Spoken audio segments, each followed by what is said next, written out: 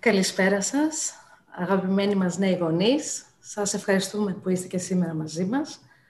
Ονομάζομαι Χριστίνα Παναγιωτάκου και είμαι υπεύθυνη εκπαιδευτικών προγραμμάτων του Ιδρύματος Ωνάση. Και η κυρία Περβανίδου θα αναπτύξει σήμερα κάποιες πολύ ενδιαφέρουσες θεματικές για νέους γονείς. Για όσους μας παρακολουθείτε για πρώτη φορά, να αναφέρω ότι η κυρία Περβανίδου είναι αναπληρώτρια καθηγήτρια αναπτυξιακής και συμπεριφορικής παιδιατρικής στην Ιατρική Σχολή του ΕΚΠΑ και από το 2007 υπεύθυνη της Μονάδας Αναπτυξιακής και Συμπεριφορικής Παιδιατρικής στην πρώτη παιδιατρική κλινική του ΕΚΠΑ, στο χορέμιο ερευνητικό εργαστήριο στο νοσοκομείο Παιδών Αγία Σοφία. Πριν ξεκινήσουμε, να καλησπερίσω τη συνάδελφο από το Τμήμα Εκπαιδευτικών Προγραμμάτων, Κορίνα Δευτερέου, και να δώσω το λόγο στην κυρία Έφη Τσιότσιου, εκτελεστική διευθύντρια του Ιδρύματος Ωνάση και διευθύντρια παιδείας, που έχουμε τη χαρά να βρίσκεται σήμερα μαζί μας. Κυρία Τσιότσιου.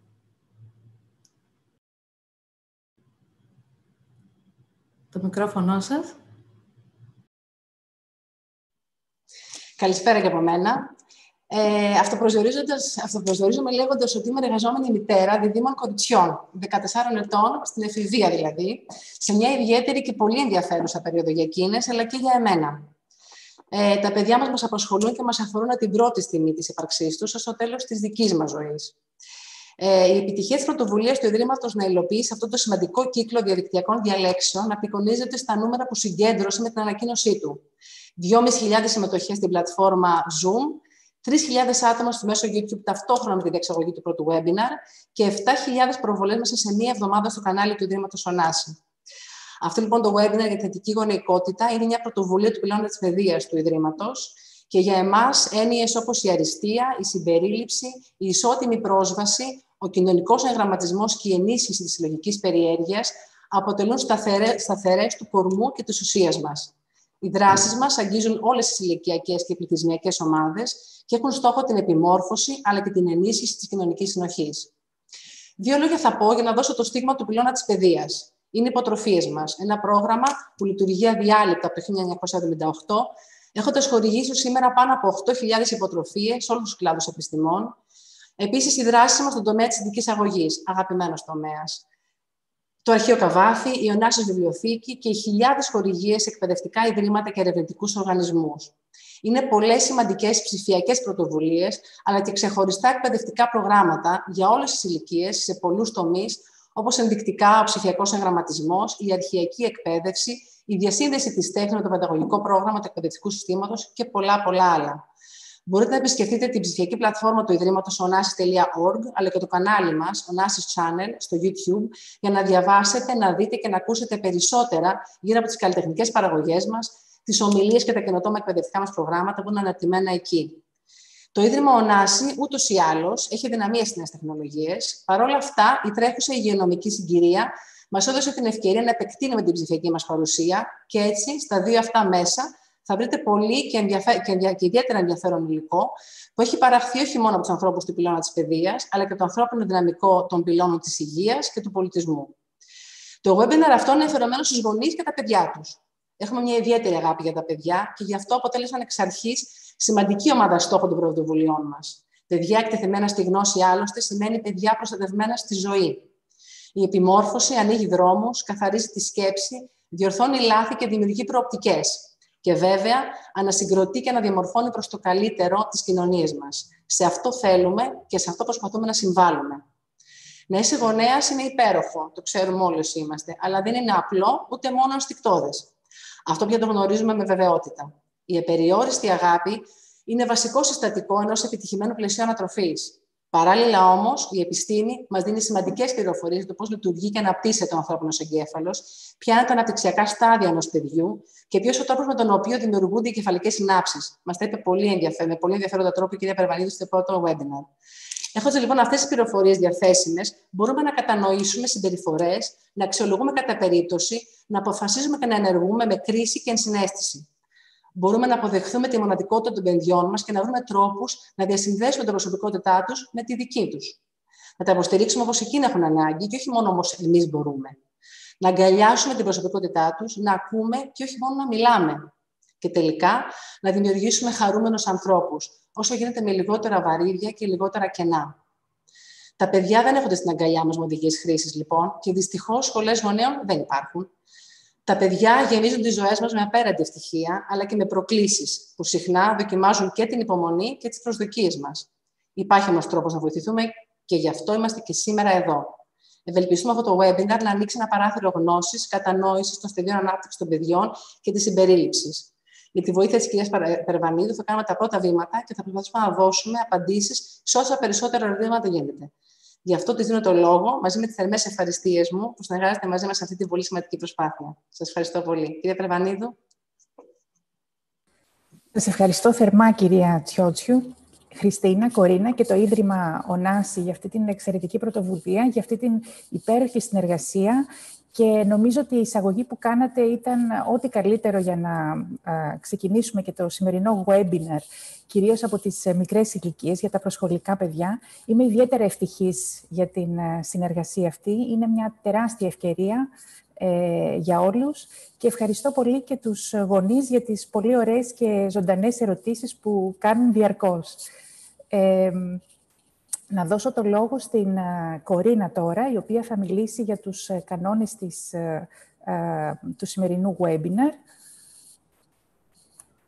Σας καλησπερίζω και εγώ. Στο δεύτερο webinar της σειράς, εγώ θα σας πω κάποιες βασικές οδηγίες για τη διευκόλυνση της διαδικασίας. Το μικρόφωνο και οι κάμερες όλων των συμμετοχόντων είναι απενεργοποιημένα, ωστόσο, σε συγκεκριμένα σημεία καθ' όλη τη διάρκεια της παρουσίασης, αλλά και στο τέλος θα έχετε τη δυνατότητα να θέτετε τα ερωτήματά σας. Αυτό μπορείτε να το κάνετε μέσω του Zoom, για όσους παρακολουθούν, μέσω του chat, για όσους παρακολουθούν στο Zoom. Σας ενημερώνουμε επίσης πως το σημερινό webinar αναμεταδίδεται live στο κανάλι του Ιδρύματος Ωνάση στο YouTube και θα παραμείνει εκεί διαθέσιμο χωρίς χρονικό περιορισμό. Σε δεύτερο χρόνο θα προσθεθούν ελληνική και αγγλική υπότιτλοι. Για όσους παρακολουθείτε μέσω YouTube, μπορείτε και εσείς να υποβάλλετε τα ερωτήματά σας στο email education@onasis.org. Ο συντονιστής της συζήτησης θα απευθύνει προφορικά τις επιλεγμένες ερωτήσεις στην εισηγήτρια. Ο λόγος και πάλι στην κυρία Περβανίδου. Ευχαριστώ πολύ, Κορίνα. Να πω καταρχάς για τις θεματικές του σημερινού webinar. Οι θεματικές είναι η ενίσχυση της σχέσης γονέων-παιδιών, είναι η πειθαρχία και η τροποποίηση της συμπεριφοράς και οι ενδείξεις αναπτυξιακών δυσκολιών. Πολλές φορές στην καθημερινότητα οι γονείς βλέπουμε και βλέπετε πράγματα για τα οποία δεν είναι κανείς σίγουρος αν μπορεί να τα αντιμετωπίσει μόνος του ή αν χρειάζεται περαιτέρω βοήθεια. Εκεί αποσκοπεί η τρίτη ενότητα κυρίως. Θετική γονεϊκότητα, λοιπόν, και η ενίσχυση της σχέσης γονέα-παιδιού. Η ενίσχυση της σχέσης γονέα-παιδιού ξεκινάει από όπως λέμε, τη διάδραση, η οποία κατευθύνεται από το παιδί. Τα δύο βασικά μέρη της πρώτης ενότητας είναι το παιχνίδι και ο έπαινος. Με αυτά τα δύο επιδιώκουμε την θετική προσοχή και την επικοινωνία. Η θετική προσοχή είναι κάτι που... Η προσοχή μάλλον των γονέων είναι κάτι που ζητούν τα παιδιά από τον πρώτο χρόνο της ζωής, από τους πρώτους μήνες της ζωής και για όλη τη ζωή τους. Και είναι ένα βασικό εργαλείο το οποίο μπορεί να χρησιμοποιήσουν οι γονείς όχι μόνο για να ενισχύσουν τη διάδραση, όχι μόνο για να ενισχύσουν τη σχέση με τα παιδιά, αλλά και και στο δεύτερο μέρος, όπως θα δούμε, για την τροποποίηση της συμπεριφοράς. Το παιχνίδι, λοιπόν, μπορεί να ενισχύσει τις κοινωνικές και επικοινωνιακές δεξιότητες των παιδιών, τη γλώσσα, τη συναισθηματική έκφραση και αναγνώριση, μπορεί να βελτιώσει τις δεξιότητες επίλυσης προβλημάτων και προσελκύει τη θετική προσοχή, με συνέπεια το παιδί να έχει λιγότερη ανάγκη να τραβήξει την προσοχή αρνητικά από τους γονείς του. Ο καλύτερος τρόπος να αλληλεπιδράσει κανείς με ένα μικρό παιδί και να ενισχύσει τη σχέση του μαζί του είναι μέσα από το παιχνίδι. Επίσης, είναι ο καλύτερος τρόπος για να βοηθήσει το παιδί του να μάθει να συνεργάζεται, να μάθει να αναγνωρίζει τα συναισθήματα και να τα εκφράζει, αλλά και να εκτεθεί σε καινούρια πράγματα, να εκτεθεί στον πλούτο της γλώσσας, να εκτεθεί σε ερεθίσματα εκπαιδευτικά και γενικά να μπορεί να έχει θετική επίδραση σε όλους τους τομείς της ανάπτυξης του παιδιού. Πώς γίνεται όμως το παιχνίδι, ποιος είναι ο κατάλληλος τρόπος να παίξουμε με τα μικρά παιδιά? Δεν χρειάζεται να παίζει κανείς όλη τη μέρα, δεν χρειάζεται κανείς να αφιερώσει όλες του τις ώρες. 15 με 20 λεπτά την ημέρα, ανάλογα με την ηλικία πάντα, θα ήταν αρκετό. Στο παιχνίδι με το παιδί, τον πρώτο ρόλο, να διευκρινίσω πάντα ότι μιλάω για παιδιά προσχολικής ηλικίας, για μικρά νήπια. Το παιδί, λοιπόν, έχει τον πρώτο ρόλο. Το παιδί επιλέγει το παιχνίδι και κατευθύνει το παιχνίδι. Ο γονέας, τα 15-20 λεπτά που λέμε ότι συστήνουμε να παίζει με το παιδί του καθημερινά, αν είναι δυνατόν, θα πρέπει εκείνη την ώρα να είναι επικεντρωμένος στο παιδί και στο παιχνίδι. Για 15 λεπτά θα πρέπει όχι μόνο να κλείσει το κινητό, το κομπιούτερ, να αφήσει τις δουλειές, να αφήσει ό,τι άλλο κάνει, αλλά να αφήσει και όλες τις σκέψεις του, τις επαγγελματικές ή ό,τι άλλο, και να επικεντρωθεί στο παιχνίδι και στον ρόλο του. Αυτό είναι πολύ σημαντικό για να μπορέσει να είναι αποτελεσματικό, για να μπορέσει να είναι ουσιαστική η επαφή του γονέα με το παιδί. Η συμμετοχή του πρέπει να είναι ενεργητική. Το παιδί παίρνει την πρωτοβουλία, το μικρό παιδί ξεκινάει το παιχνίδι, αλλά ο γονέας παίρνει έναν ρόλο συμμετέχοντας ενεργητικά σε αυτό το παιχνίδι. Θα πρέπει το καλύτερο είναι να αφήσει το παιδί να φτιάξει τη δική του ιστορία, να επιλέξει το χαρακτήρα, να δώσει το χρόνο του, δηλαδή να μην βιάζεται να ολοκληρώσει το παιχνίδι, να μην βιάζεται να χτίσει το κάστρο, να μην παίρνει πρωτοβουλίες και να κατευθύνει το παιδί του για το πώς πρέπει να βάλει τα τουβλάκια ή πώς πρέπει να παίξει. Ακολουθεί τους χρόνους του παιδιού και ενθαρρύνει το παιδί. Επιβραβεύει, και θα δούμε παρακάτω πώς γίνεται η κατάλληλη επιβράβευση, πώς γίνεται δηλαδή ο έπαινος, επιβραβεύει την προσπάθεια, τη δημιουργικότητα, μια ωραία ιδέα. Το παιχνίδι είναι επίσης μια εξαιρετική ευκαιρία για να κάνει ωραία περιγραφικά σχόλια. Να μπει δηλαδή μέσα στην ιστορία που φτιάχνει το παιδί και να φτιάξει μια ωραία ιστορία, να χρησιμοποιήσει ωραίες καινούργιες λέξεις, να μιλήσει, να μάθει στο παιδί του πράγματα. Πάντα όμως θα πρέπει να πιάνει την αρχή από το παιδί. Η αρχή δηλαδή γίνεται στο ενδιαφέρον του παιδιού και στην ιστορία που θέλει το παιδί να παίξει και να ξεκινήσει. Κάποιοι τρόποι είναι η ανάκλαση. Ανάκλαση λέμε όταν ο γονέας επαναλαμβάνει αυτό που λέει το παιδί και χτίζει πάνω σε αυτό που είπε. Δηλαδή πιάνει μια κουβεντούλα, την επαναλαμβάνει και συνεχίζει να μιλάει πάνω σε αυτό που είπε το παιδί. Η μίμηση, ο γονέας κάνει ό,τι κάνει το παιδί, εκπαιδεύει πώς να παίζει. Είναι μια καλή ευκαιρία για να επενεί και να επιβραβεύει τη θετική συμπεριφορά. Μπράβο που μοιράστηκες το παιχνίδι με το μικρό σου αδελφάκι. Ή να παραβλέψει μια ανεπιθύμητη. Η παράβλεψη είναι μια δύσκολη τεχνική, όπως θα δούμε παρακάτω, αλλά μέσα στο θετικό χρόνο της αλληλεπίδρασης του παιχνιδιού μπορεί να γίνει πιο εύκολα. Τέλος, η διασκέδαση. Είναι σημαντική και η επίδειξη ενθουσιασμού. Αυτό θα πει κανείς δεν είναι ψεύτικο. Είναι. Σίγουρα ένας ενήλικας δεν ενθουσιάζεται με μια παιδική ιστορία, όμως είναι σημαντικό να επιδεικνύει ενθουσιασμό για αυτό που κάνει, για τη συμμετοχή του στο παιχνίδι με το παιδί, ειδικά στις πολύ μικρές ηλικίες. Ο έπαινος τώρα, η επιβράβευση. Η ιδέα με τον έπαινο είναι ότι ανταποκρινόμαστε στην κοινωνική αποδοχή με τον ίδιο τρόπο που ανταποκρινόμαστε και σε υλικές αμοιβές. Τα παιδιά επαναλαμβάνουν τις συμπεριφορές που τους εξασφαλίζουν την προσοχή των γονιών τους. Άρα ο έπαινος και η θετική προσοχή είναι δύο πολύ καλοί τρόποι για να προωθήσει κανείς την επιθυμητή συμπεριφορά στο μικρό παιδί του.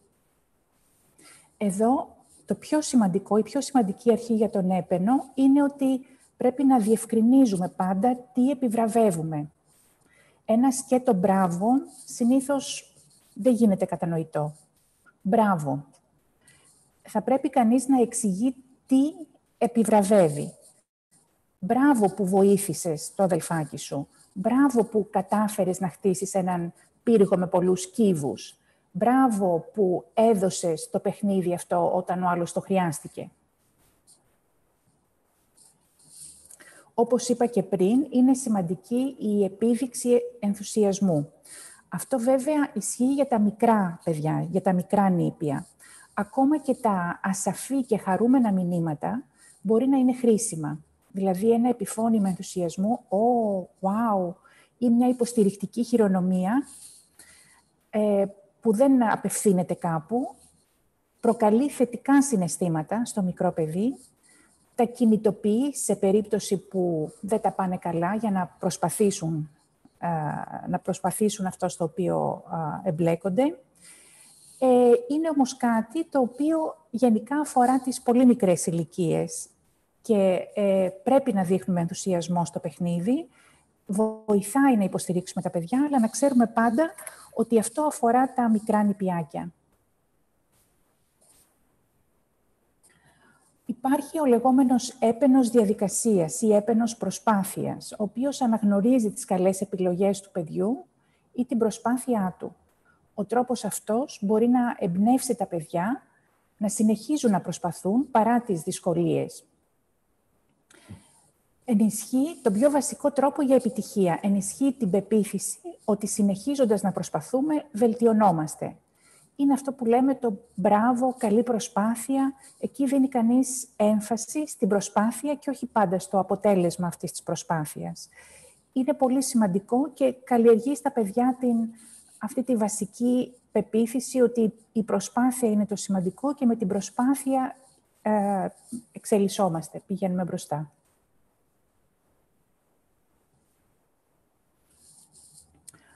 Ωστόσο, η χρήση του επένου πρέπει να γίνεται με προσοχή, γιατί μπορεί να υπονομεύσει το εσωτερικό κίνητρο, την κινητοποίηση των παιδιών. Μπορεί το παιδί να αποκτήσει την ανάγκη για έπαινο. Μπορεί να ενισχύσει κάποιο ναρκισσισμό στο παιδί. Επίσης, σε κάποια παιδιά δεν αρέσει να τραβούν την προσοχή ή μπορεί να αισθάνονται αμηχανία. Μπορεί επίσης να πιστεύουν ότι ο έπαινος είναι ψεύτικος ή υπερβολικός, ειδικά τα μεγαλύτερα παιδιά. Πώς χρησιμοποιούμε λοιπόν τον έπαινο σωστά? Προσοχή στα λίγο μεγαλύτερα νηπιάκια, και αυτό βέβαια έχει να κάνει και με την ωριμότητα του παιδιού πάντα, αλλά και με την ηλικία και με το αναπτυξιακό στάδιο. Ειδικά τα μεγαλύτερα παιδιά μπορεί να νιώσουν ότι δεν τα καταλαβαίνουμε ή ότι προσπαθούμε να τα χειραγωγήσουμε. Αυτό όταν ξεπερνάει τα 4 ή 5. Μπορεί ο γονέας να μην είναι πιστευτός ή ακόμα και αν το παιδί πιστεύει ότι ο έπαινος είναι ειλικρινής, μπορεί να αποζητάει αυτόν τον έπαινο στην πορεία της εξέλιξής του. Και αυτό ξέρουμε ότι είναι δύσκολο να συντηρηθεί. Προσοχή όμως και στον υπερβολικό έπαινο.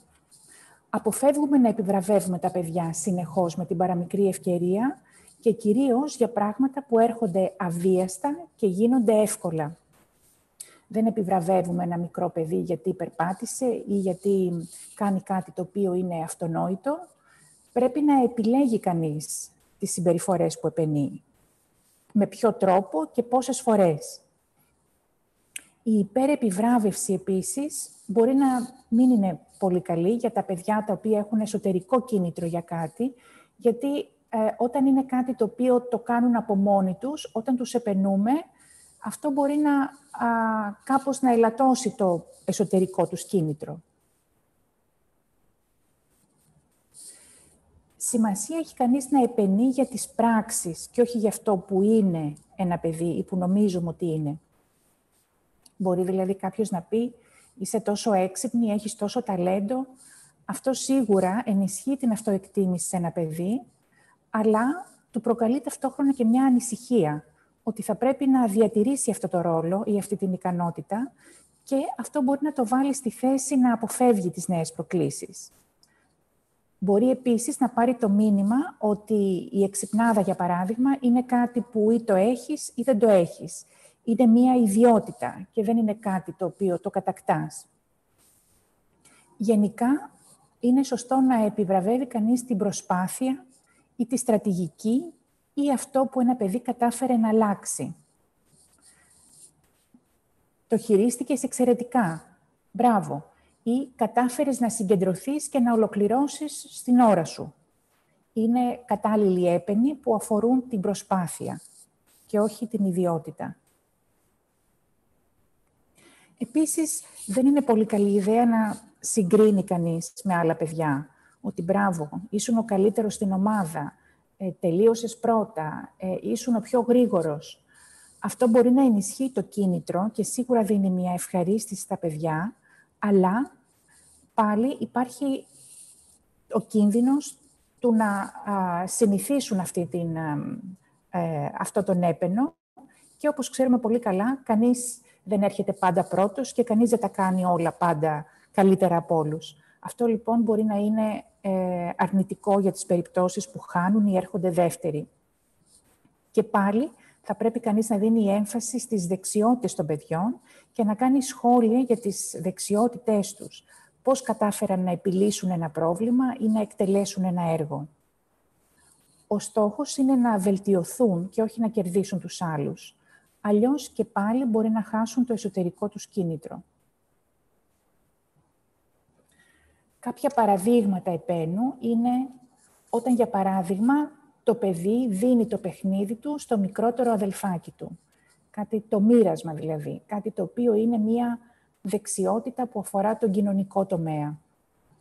Επενούμε το παιδί όταν φτιάχνει κάτι, όταν δηλαδή αναπτύσσει τις δεξιότητές του, όπως το να φτιάξει έναν πύργο με κύβους, όταν πηγαίνει μόνο του στην τουαλέτα, όταν αρχίζει δηλαδή και έχει έλεγχο στις ανάγκες του, επίσης μπορούμε να χρησιμοποιήσουμε τον έπαινο, όταν καταφέρει να φάει μόνο του, όταν μαζεύει τα παιχνίδια του.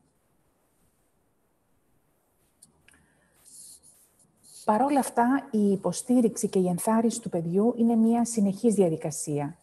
Ο έπαινος είναι ένας τρόπος, είναι μια τεχνική. Και δεν είναι ο μόνος τρόπος για να δείξει ο γονέας την αποδοχή, την ενθάρρυνση και την αγάπη του.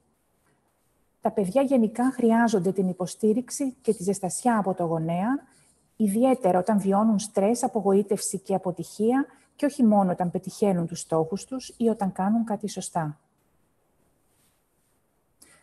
Εδώ να κάνουμε ένα μικρό διάλειμμα για ερωτήσεις. Κυρία Περβανίδου, πολύ ενδιαφέροντα αυτά που αναφέρατε και πολύ ωραίες και ερωτήσεις οι οποίες δεχόμαστε. Θα ξεκινήσω λιγάκι με το χρόνο παιχνιδιού, πηγαίνοντας στην πρώτη ενότητα. Θα μπορούσατε να μας δώσετε κάποια παραδείγματα για το πόσο χρόνο παιχνιδιού χρειάζεται να αφιερώνει ο γονέας ανά ηλικία?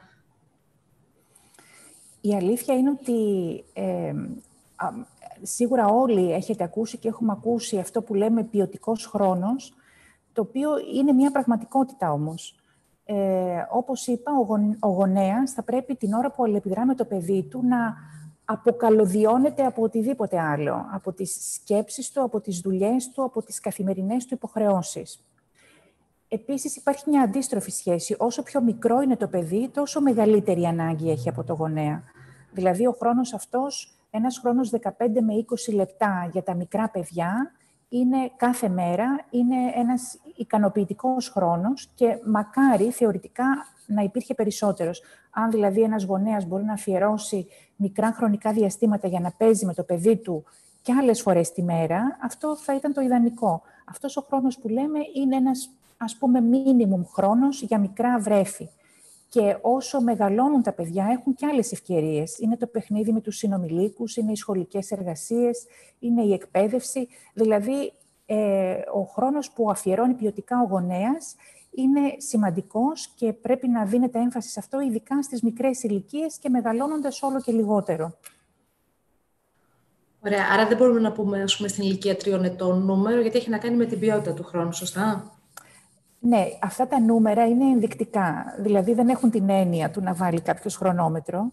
Αυτό καταλαβαίνει κανείς ότι είναι εκτός του σκοπού αυτής της συζήτησης. Στην περίπτωση των διδήμων, πρέπει να μοιράζεται ο ποιοτικός χρόνος ή να είναι ένας χρόνος που όλοι μαζί τον βιώνουν? Γενικά λέμε ότι τα δίδυμα είναι δύο ανεξάρτητα παιδιά.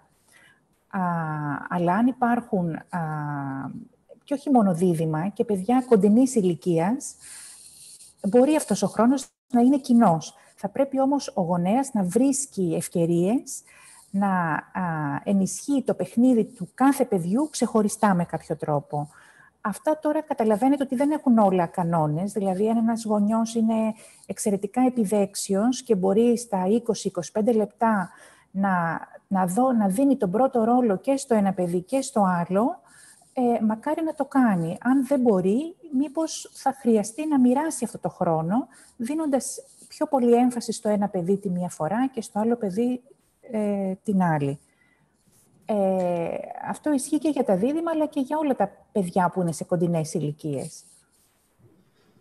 Πολύ ωραία. Και περνώντας στην επιβράβευση, θέλαμε να ρωτήσουμε το εξής.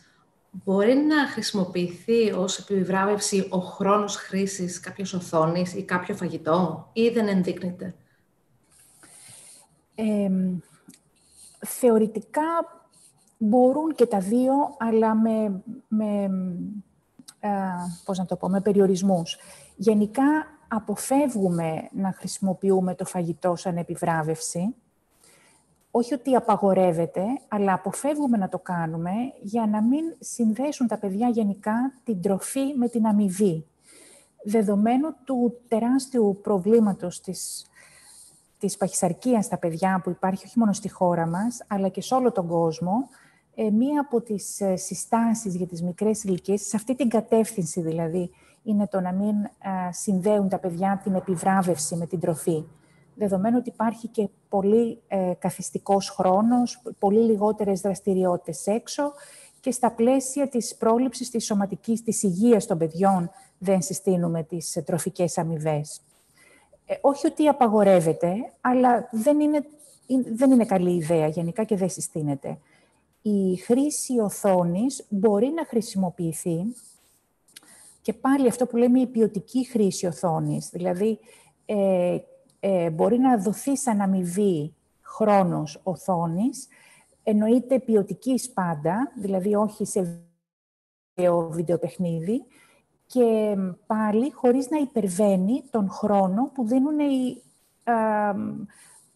τον χρόνο που συστήνεται. Δηλαδή υπάρχει συστηνόμενος χρόνος από διάφορους οργανισμούς και ακαδημίες, για παράδειγμα κάτω των 18 μηνών καθόλου ή μόνο λίγο συζήτηση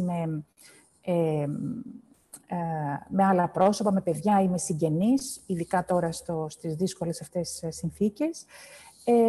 Στην προσχολική ηλικία μέχρι 1 ώρα, στο δημοτικό μέχρι 2 ώρες. Υπάρχουν διεθνείς κατευθυντήριες οδηγίες για τη χρήση οθονών. Και όταν λέμε χρήση οθονών, εννοούμε όλα. Δηλαδή και τηλεόραση και YouTube και βιντεοπαιχνίδι και κινητό, όλα μαζί.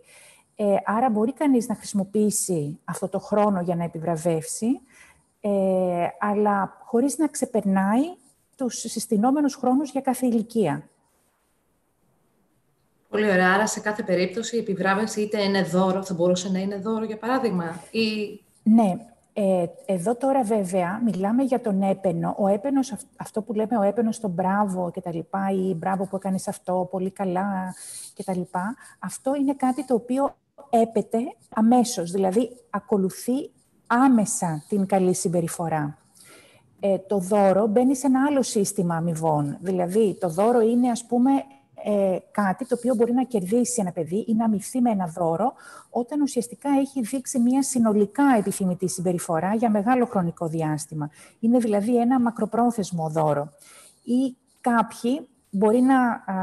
κάποιες οικογένειες, ας πούμε, μπορεί να συλλέγουν μικρά ανταλλάξιμα, όπως λέμε, δηλαδή αυτοκόλλητα ή διάφορα πράγματα για τις καλές, ας πούμε, συμπεριφορές. Και όταν συλλέξουν αρκετά από αυτά, τα μπόνους, τα νομίσματα, τα χαρτάκια, τα αυτοκόλλητα, αυτό μπορεί να αντιστοιχεί σε ένα δώρο. πάντα θα πρέπει κανείς να υπάρχει μια ισορροπία και μια κοινή λογική. Δηλαδή, δεν μπορεί να παίρνει κάποιος ένα δώρο σαν αμοιβή, όχι γιατί έχει τα γενέθλιά του, σαν αμοιβή για μια καλή συμπεριφορά, για κάτι δυσανάλογο, για κάτι πολύ μικρό και καθημερινό. Και αυτές οι μικρές αμοιβές να έχουμε στο νου μας ότι πρέπει να γίνονται αμέσως. Αλλιώς δεν αλλάζει η συμπεριφορά. Θέλω να προλάβω να πάρω τις πολύτιμες απαντήσεις σας για κάποια ακόμη ερωτήματα. Παίζει ρόλο το φύλο του γονέα που επιβραβεύει, που αφιερώνει το χρόνο, ή αντιμετωπίζουμε το γονέα ουδέτερα? Τον αντιμετωπίζουμε σαν γονέα. Αλλά το φύλο του γονέα, όχι, δεν παίζει κανένα ρόλο. Δεν την καταλαβαίνω αυτή την ερώτηση. Γιατί να παίζει ρόλο το φύλο του γονέα? Τη δεχτήκαμε, γι' αυτό τη μεταφέρουμε. Ναι. Και τι γίνεται όταν όλο αυτό το ωραίο σύστημα επιβράβευσης που έχουν στήσει οι γονείς ματαιώνεται από τους παππούδες, οι οποίοι ακολουθούν μια άλλη γραμμή? Ναι, αυτή είναι ένα πολύ μεγάλο ελληνικό κεφάλαιο, το οποίο το βιώνουμε κάθε μέρα με κάθε παιδί, πραγματικά.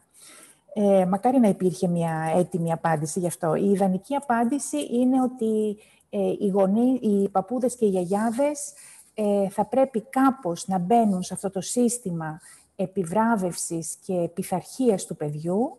Υπάρχει όμως και ο αντίποδας, ότι ο παππούς και η γιαγιά δεν είναι οι γονείς. Δεν είναι αυτοί που έχουν τον πρώτο ρόλο και δεν είναι αυτοί που πρέπει να εφαρμόζουν όλο το σύστημα αυτό διαπαιδαγώγησης στα μικρά παιδιά.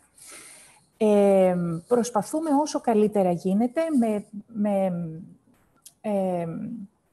να πείσουμε τον παππού και τη γιαγιά να ακολουθήσουν κάποιες διευρισμένες αρχές από αυτά που συζητάμε, ξέροντας ότι ο παππούς και η γιαγιά είναι ο παππούς και η γιαγιά. Δεν είναι ο ρόλος τους να είναι ο γονέας του παιδιού, αλλά και από την άλλη δεν μπορούν και να καταστρέψουν το σύστημα αυτό διαπαιδαγώγησης ενός μικρού παιδιού. Στην ελληνική κοινωνία, που ξέρουμε ότι ο παππούς και η γιαγιά είναι μέσα στο σπίτι και που είναι αρκετά παρεμβατικοί, είναι ένα πολύ σύνθετο πρόβλημα, αυτό είναι η αλήθεια, αλλά προσπαθούμε να κάνουμε ό,τι καλύτερο γίνεται, εξισορροπώντας τον ρόλο τους με τις ανάγκες του συστήματος που προσπαθούμε να οικοδομήσουμε στην οικογένειά μας. Ακριβώς, γιατί και οι παππούδες είναι μέρος του συστήματος. Κάτι τελευταίο πριν συνεχίσουμε. Παρόλη την επιβράβευση, πολλά παιδιά παραιτούνται. Δηλαδή δεν συνεχίζουν, δεν λαμβάνουν το θετικό συναίσθημα της επιβράβευσης. Τι κάνουμε? Θα πρέπει να βρούμε για ποιο λόγο γίνεται αυτό. Κατά κανόνα τα παιδιά θέλουν τη θετική προσοχή από τους γονείς και η επιβράβευση, θα δούμε και παρακάτω, μπορεί να είναι, δεν είναι απαραίτητο να είναι πάντα ένα αντικείμενο, μπορεί να είναι απλά και η θετική προσοχή ή ο χρόνος από τους γονείς τους. Και είναι κάτι το οποίο εγγενώς το θέλουν. Αν ένα παιδί παραιτείται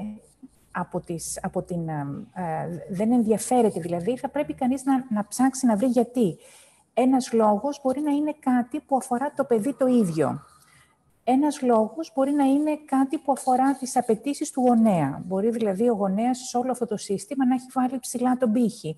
Μπορεί δηλαδή να ζητάει από το παιδί πράγματα τα οποία δεν είναι ούτε για το αναπτυξιακό του στάδιο, ούτε για την ιδιοσυγκρασία του, ούτε για τη δεδομένη συνθήκη. Και αυτό είναι κάτι πολύ βασικό, το οποίο πρέπει πάντα να σκέφτεται κάποιος και να γυρίζει στον εαυτό του, αν αυτά τα οποία ζητάει είναι κατάλληλα για αυτό το παιδί.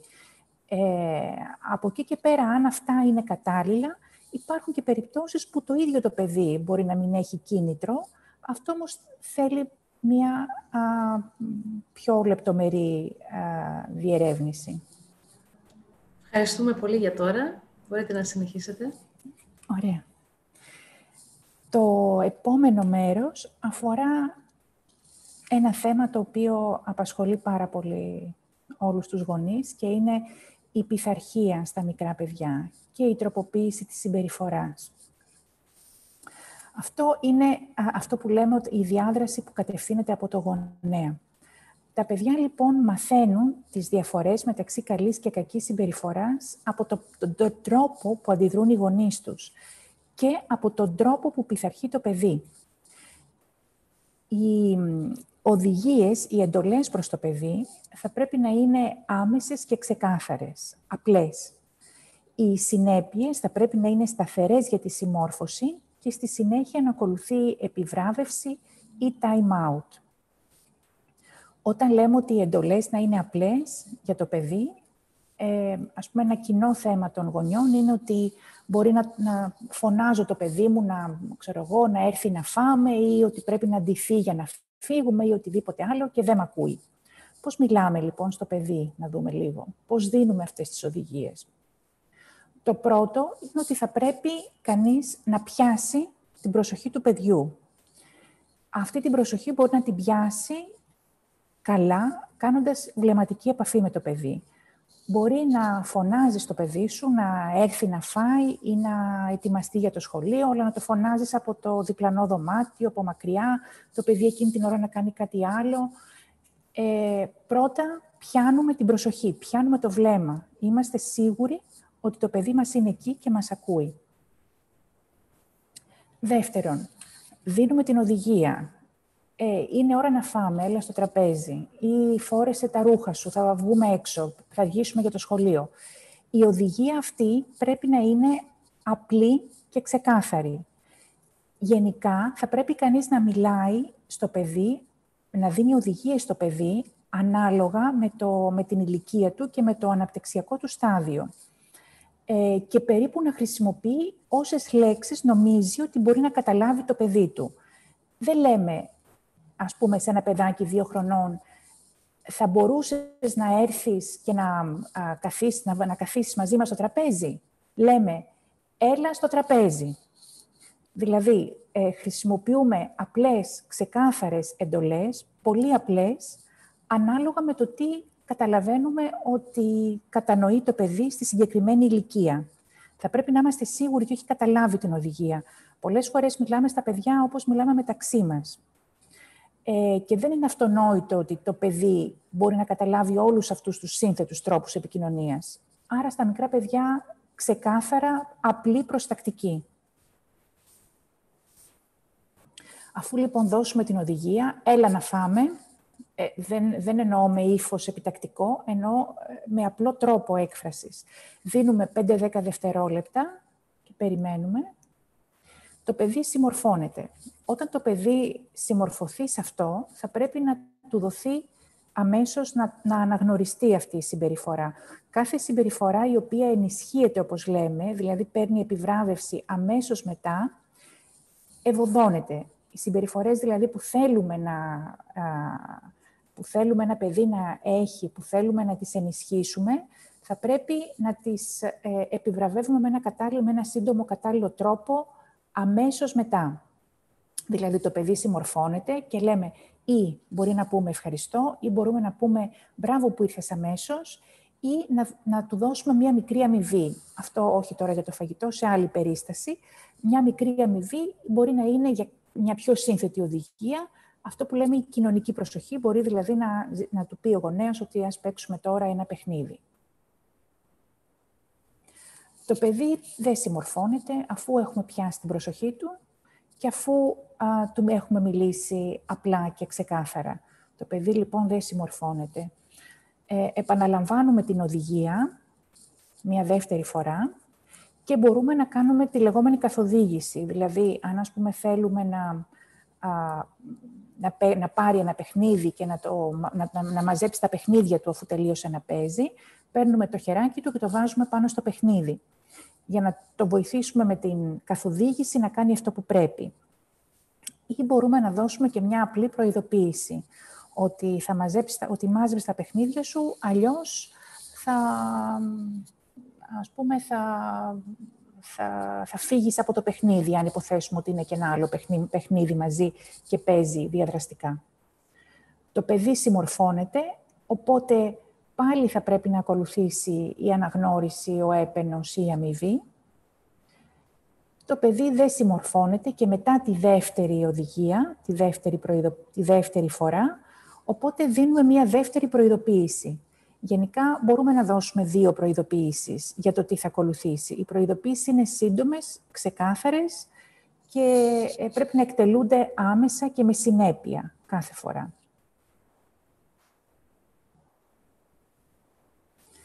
Γενικά, η τροποποίηση της συμπεριφοράς ενός παιδιού μπορεί να γίνει είτε μεταβάλλοντας τις συνθήκες που προηγούνται, είτε μεταβάλλοντας τις συνθήκες που ακολουθούν.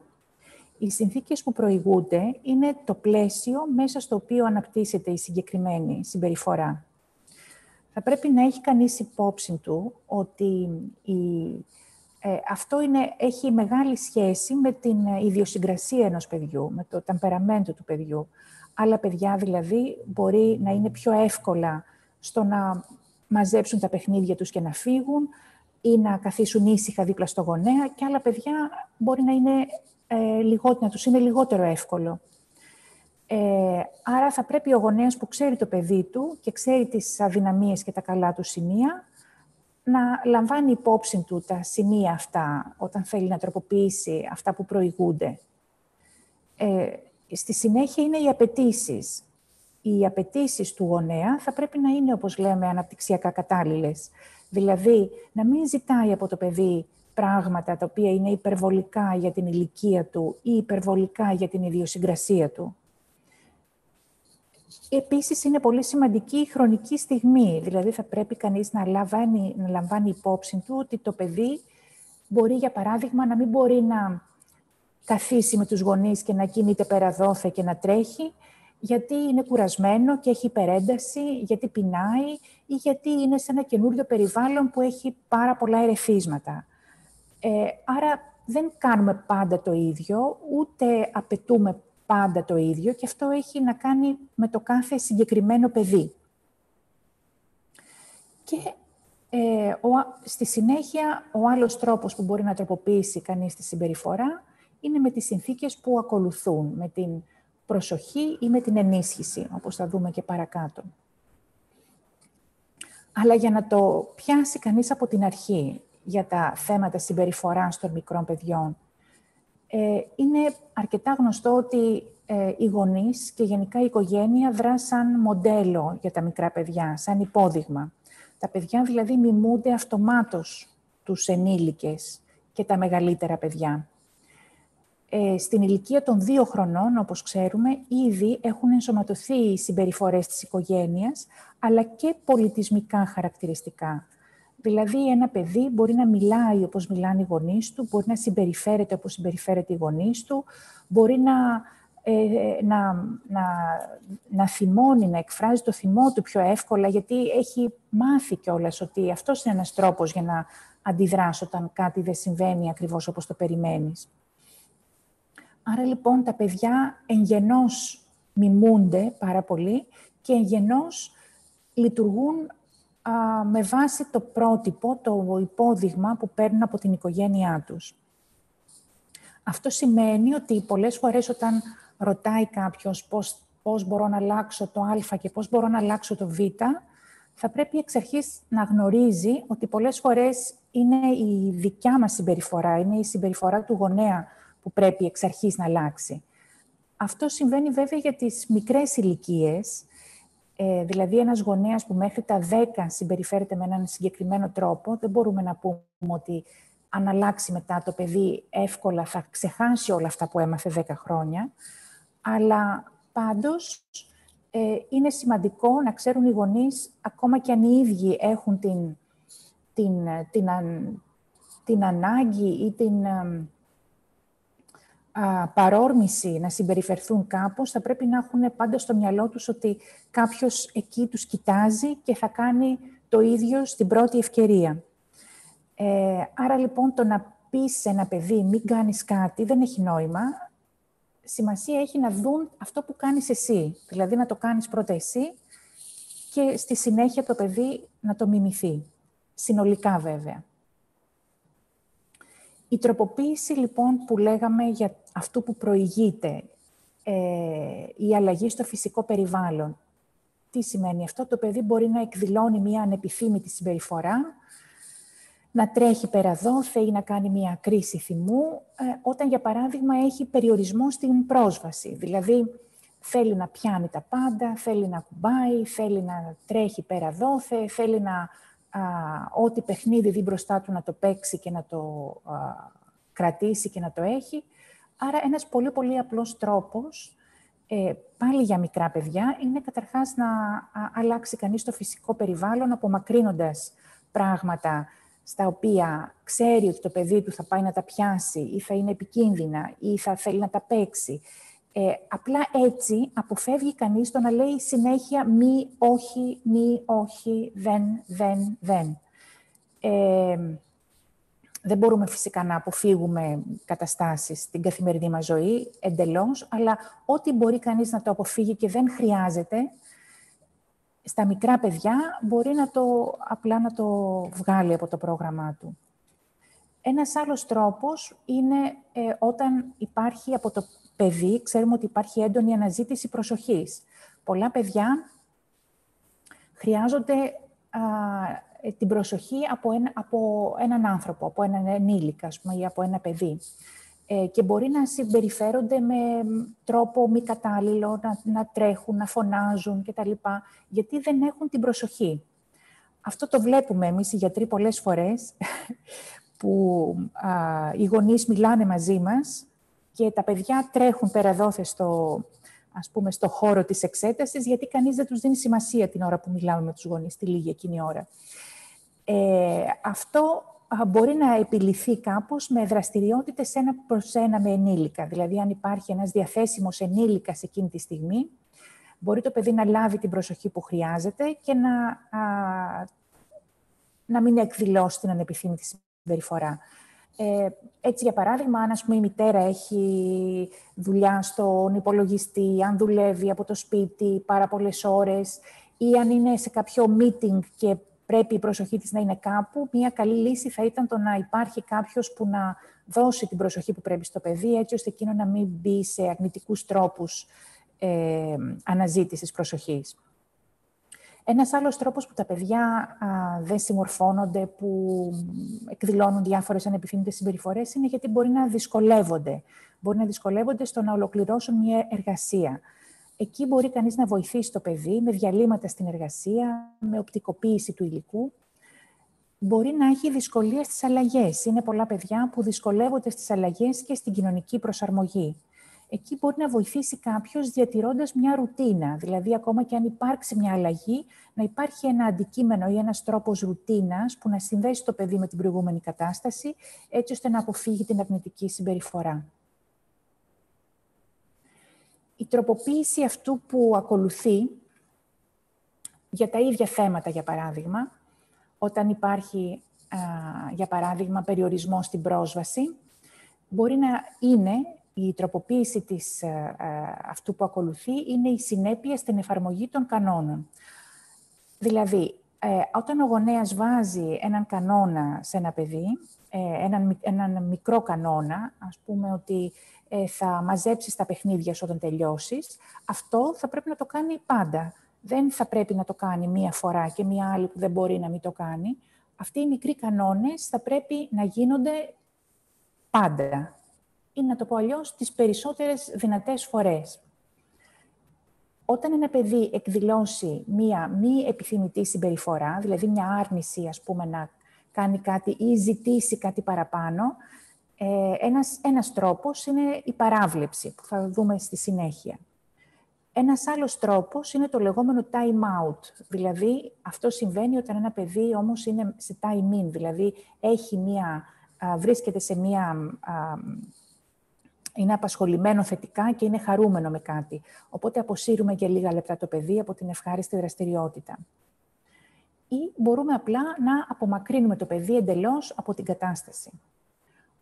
Όταν το παιδί αναζητά προσοχή, όταν δηλαδή το πρόβλημα είναι η αναζήτηση προσοχής, τότε προσπαθούμε να αυξήσουμε την προσοχή μας στη θετική συμπεριφορά και να παραβλέψουμε τη μη επιθυμητή. Η μη επιθυμητή συμπεριφορά εδώ, μια καλή εφαρμογή, είναι όταν ένα παιδί ζητάει κάτι το οποίο δεν ταιριάζει με την περίσταση, ζητάει, ας πούμε, ένα παιχνίδι που δεν είναι δικό του, ζητάει να κάνει κάτι που δεν είναι σωστό να το κάνει για λόγους ασφαλείας. Εκεί ο καλύτερος τρόπος είναι να κάνεις παράβλεψη, που θα δούμε στη συνέχεια πώς γίνεται. Ή να κάνεις focus, να δώσεις προσοχή στη θετική συμπεριφορά, σε κάτι που έχει κάνει θετικό. Όταν υπάρχει δυσκολία με την εργασία και εκεί βλέπουμε κάποια αντίδραση ή κάποιο πρόβλημα, μικρό πρόβλημα συμπεριφοράς, μπορεί κανείς για λίγο να αλλάξει το έργο, να αλλάξει δηλαδή την ασχολία του παιδιού με κάτι επιθυμητό, μπορεί να βοηθήσει το παιδί ή να το ενθαρρύνει να επιμείνει για να ολοκληρώσει την εργασία του. Όταν υπάρχει δυσκολία στις αλλαγές, μπορεί κανείς να ξεκινήσει με επιθυμητές δραστηριότητες και πάλι να επενέσει την επιθυμητή συμπεριφορά. Για την τροποποίηση αυτού που ακολουθεί, θα πρέπει, όπως είπα και στο προηγούμενο, οι συνέπειες να ακολουθούν άμεσα τη συμπεριφορά. Όπως δηλαδή δίνουμε τον έπαινο, έτσι και την επίπληξη των έπαινο, αυτό θα πρέπει να γίνεται αμέσως. Δεν μπορείς να επενέσεις ένα παιδί, να του προσφέρεις κάτι μετά από 1 ώρα. Ούτε θα θυμάται, ούτε θα ξέρει για ποιο λόγο είναι. Άρα η συνέπεια, όταν μιλάμε για συνέπεια, αυτό πρέπει να γίνεται αυτόματα. Ο έπαινος επίσης πρέπει να γίνεται συγκεκριμένος. Δηλαδή, μπράβο, όχι μπράβο, γενικά, μπράβο, προσπαθείς πολύ να γράψεις πάνω στη γραμμή και τα έχεις καταφέρει. Οι ενισχυτές είναι μια έννοια που ίσως την ακούμε ότι μια συμπεριφορά ενισχύεται, μπορεί ένας ενισχυτής να δρά θετικά ή αρνητικά. Κάθε λοιπόν απάντηση, κάθε απόκριση σε μια συμπεριφορά η οποία διατηρεί ή αυξάνει τη συχνότητα της συμπεριφοράς λέγεται ενισχυτής. Ένα παράδειγμα, ένα μικρό σενάριο. Το παιδί αποζητά την προσοχή του γονέα, ο οποίος μιλά στο τηλέφωνο. Και τότε το παιδί αρχίζει, επειδή θέλει να κερδίσει την προσοχή, αρχίζει να εμπλέκεται σε αρνητική συμπεριφορά. Φωνάζει, κλαίει, κάνει φασαρία, τραβάει το γονέα. Ο γονέας κλείνει το τηλέφωνο και φωνάζει στο παιδί. Ο σκοπός του είναι να το τιμωρήσει ή απλά έχει εκνευριστεί και δεν μπορεί να συγκρατηθεί. Αυτό όμως, το πιθανότερο αποτέλεσμα που θα φέρει είναι να ενισχύσει την αρνητική συμπεριφορά, δίνοντας αυτό που λέμε αρνητική προσοχή στο παιδί. Η θετική ενίσχυση, αντίστοιχα, αυξάνει την πιθανότητα μιας συμπεριφοράς, παρέχοντας στο παιδί κάτι που θέλει. Και συχνά αυτό που θέλει ένα παιδί είναι αυτό που λέμε η θετική προσοχή. Οι τύποι των ενισχυτών είναι η κοινωνική προσοχή. Όσο δουλεύει ένα μικρό αυτοκόλλητο ή ένα μικρό αντικείμενο, το ίδιο δουλεύει και ο έπαινος, η κοινωνική προσοχή. Ο έπαινος, τα σχόλια, ένα μικρό παιχνίδι, χειρονομία ή αντίστοιχα αρνητικός ενισχυτής, επίσης η επίπληξη. Αντικείμενα, παιχνίδια ή μικρά αυτοκόλλητα, μπορεί να είναι προνόμια, όπως είναι ο χρόνος στην τηλεόραση στον υπολογιστή που συζητήσαμε στις ερωτήσεις προηγουμένως, η ώρα του ύπνου και ανταλλάξιμες μονάδες όπως νομίσματα, χαρτάκια ανταλλαγής κτλ. Ένα παράδειγμα, εκρήξεις θυμού και διακοπή. Η έκρηξη θυμού είναι κάτι το οποίο φυσιολογικά συμβαίνει στα παιδιά 18 μηνών με 3 χρονών. Φυσιολογικά. Είναι δηλαδή ένα μέρος της ανάπτυξης. Είναι πιο συχνό σε κάποια παιδιά, όπως στα παιδιά που έχουν υπερκινητικότητα και δυσκολίες προσοχής. Οι εκρήξεις θυμού ενισχύονται όταν ο γονέας ανταποκρίνεται με θυμό, όπως είπαμε και προηγουμένως. Έτσι το παιδί μαθαίνει ότι το ξέσπασμα θυμού είναι μια φυσική αντίδραση στη ματέωση. Μια απάντηση σε αυτό είναι, ας πούμε στο παράδειγμα μας εδώ, είναι το time out. Αποκλεισμός από δραστηριότητες, απόσυρση της θετικής ενίσχυσης για προκαθορισμένο χρόνο, μετά από προβληματική συμπεριφορά. Να ξέρουμε όμως ότι το time out έχει νόημα μόνο μετά από ποιοτικό time in, όπως λέμε. Όταν δηλαδή το παιδί είναι σε μια κατάσταση όπου είναι θετικά εμπλεκόμενο σε κάτι. Το time out, τι είναι? Το time out είναι ότι αποσύρουμε το παιδί, το βγάζουμε από την ευχάριστη απασχόληση, από ένα παιχνίδι, ας πούμε, με μια ομάδα παιδιών, όπου παίζει καλά, και είναι πολύ καλός τρόπος για σοβαρές, χαμηλής συχνότητας, προβληματικές συμπεριφορές. Το time out για τα παιδιά 2 με 6 χρονών συστήνεται να είναι σύντομο, δηλαδή το time out δεν είναι τιμωρία, ούτε έχει την έννοια της τιμωρίας. Είναι ενδεικτικό. Λέμε λοιπόν 1 λεπτό για κάθε έτος ηλικίας. Ότι βγάζουμε, ας πούμε, το παιδί από το παιχνίδι, από εκεί που παίζει με τα άλλα παιδιά, για 1 λεπτό. Πρέπει να προηγείται πάντα προειδοποίηση, αλλά όχι πάρα πολλές, 1 προειδοποίηση. Θα πρέπει να υπάρχει 1 αιτιολόγηση στην αρχή. Αιτιολόγηση. Βγαίνεις από το παιχνίδι γιατί χτύπησες τον Γιαννάκη, ας πούμε. Να ξέρει για ποιο λόγο μπαίνει σε time out. Και 1 σύντομη εξήγηση στο τέλος. Όχι διάλεξη, πάντα 1 σύντομη εξήγηση. Στη συνέχεια επιστρέφει στο time in, αμέσως μετά, ουδέτερα ή θετικά. Αυτό είναι αποτελεσματικό σε αρκετά παιδιά, πάλι νηπιακής ηλικίας, και δεν μπορεί κανείς φυσικά να το κάνει συνέχεια, να βάζει και να βγάζει το παιδί μέσα από το παιχνίδι, από μια διαδικασία στην οποία εμπλέκεται. Θα πρέπει γενικά όταν θέλει να απαλείψει ένας γονέας κάποιες συμπεριφορές, θα πρέπει να επιλέξει πρώτα ποιες συμπεριφορές είναι οι περισσότερο ενοχλητικές και να εστιάσει σε αυτές. Δεν μπορεί κανείς να απαλείψει τα πάντα μαζί, ούτε να χρησιμοποιήσει όλους τους τρόπους για να αλλάξει τα πάντα ταυτόχρονα. Ένας άλλος τρόπος είναι αυτό που λέμε η αγνόηση ή παράβλεψη. Αυτό είναι αρκετά δύσκολο, πρέπει να πω, και θέλει γερά νεύρα για όποιον το κάνει. Η αγνόηση σημαίνει ότι ένα παιδί κάνει μια κρίση θυμού ή μια ακατάλληλη συμπεριφορά και ο γονέας παραβλέπει την κακή συμπεριφορά. Αυτό πάλι θέλει σταθερότητα και συνέπεια. Ο γονέας αποσύρεται εκείνη την ώρα, δηλαδή αποσύρει βλεμματική, σωματική, λεκτική επαφή. Εκεί, ας πούμε, που παίζει με το παιδί του, μπορεί το παιδί να ζητήσει κάτι το οποίο ή να προσπαθεί να κάνει κάτι το οποίο δεν είναι σωστό, είναι να πάρει το παιχνίδι του παιδιού, του αδελφού του, να κάνει κάτι το οποίο θέλουμε να το απαλείψουμε. Ή συνηθέστερα είναι για τις κρίσεις θυμού, για τα tantrums, ας πούμε. Ο γονέας θα πρέπει να είναι ουδέτερος γενικά, δηλαδή, όπως είπαμε, αν αντιδρά ο γονέας με θυμό, μαθαίνει στο παιδί να αντιδρά με θυμό επίσης. Άρα ο γονέας θα πρέπει να είναι ουδέτερος συναισθηματικά, χωρίς θυμό και χωρίς να δείχνει αποδοκιμασία, χωρίς δηλαδή συναισθηματική έκφραση, απλά να κάνει αυτό που πρέπει, χωρίς να το φορτίζει με συναίσθημα. Ο γονέας την προσοχή του αλλού και μόλις σταματήσει η ανεπιθύμητη συμπεριφορά, επαναφέρει την προσοχή στο παιδί. Και καμία αναφορά στην προηγούμενη ανεπιθύμητη συμπεριφορά. Εδώ τώρα τι μπορεί να συμβεί? Μπορεί να συμβεί να μην επιτευχθεί η επιθύμητη συμπεριφορά και αντίθετα να υπάρχει μία κλιμάκωση.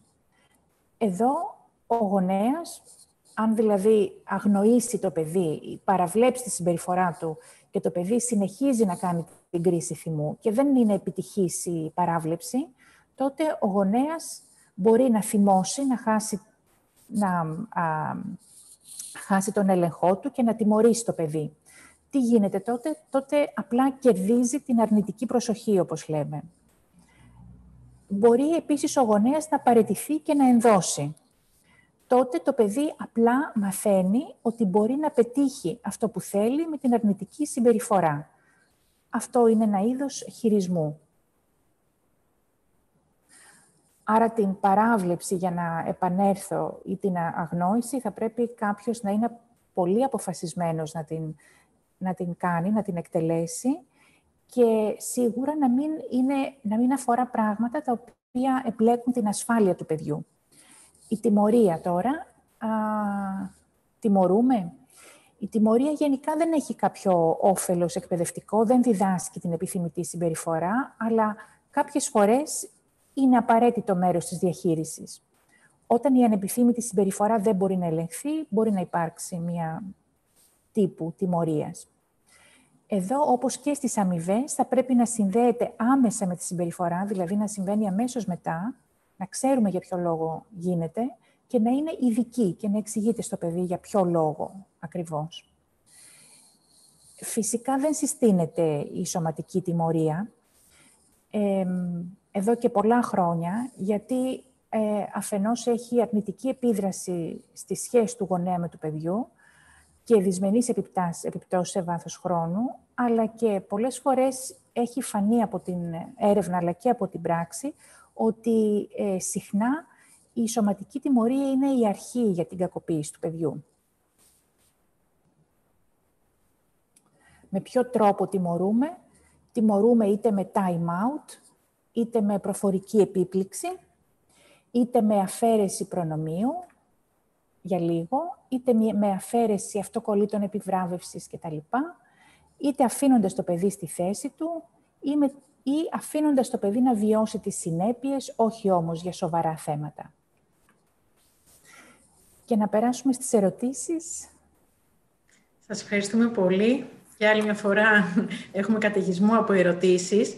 Αρχικώς να αναφέρω το παράδειγμα που είπατε με το παιδί που αποζητά την προσοχή του γονέα όταν αυτός μιλά στο τηλέφωνο. Είπατε ότι το να κλείσει ο γονέας το τηλέφωνο και να φωνάξει το παιδί δεν φέρνει τα επιθυμητά αποτελέσματα. Άρα τι πρέπει να κάνει ο γονέας όταν κλείσει το τηλέφωνο? Πώς πρέπει να συμπεριφερθεί στο παιδί για να έχουμε τα επιθυμητά αποτελέσματα? Και πάλι εξαρτάται από πολλά πράγματα. Δηλαδή, για το λόγο αυτό και παρουσιάζονται και διάφοροι τρόποι που μπορεί να αντιδράσει ο γονέας. Δεν υπάρχει δηλαδή ένας κανόνας που να πούμε ότι ισχύει για όλα τα παιδιά και για όλες τις περιστάσεις. Όταν κλαίει το παιδί, όταν το παιδί κάνει σκηνή και ο γονέας μιλάει στο τηλέφωνο, θα πρέπει καταρχάς να ξέρουμε αν είναι ένα παιδάκι το οποίο το κάνει αυτό πάντα, το κάνει αυτή τη φορά, είναι κουρασμένο, έχει κάποια ανάγκη, έχει συμπτώματα υπερκινητικότητας κτλ. Αν δεν συμβαίνουν όλα αυτά, ένας καλός τρόπος είναι είτε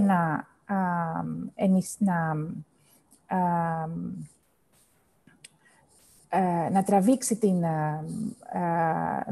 να θέσει μια μικρή τιμωρία, ένα μικρό, ας πούμε, είτε time out, είτε απόσυρση προνομίου, είτε κάποιο από αυτά που είπαμε, το οποίο να συμβεί άμεσα, σαν φυσικό επακόλουθο και να είναι πάλι ενδεικτικό. Αλλά και πάλι, αυτό έχει να κάνει με το, ας πούμε, αυτή είναι μία συμπεριφορά, είναι μία ανεπιθύμητη συμπεριφορά η οποία συμβαίνει πάντα, είναι κάτι το οποίο συνέβη μία φορά.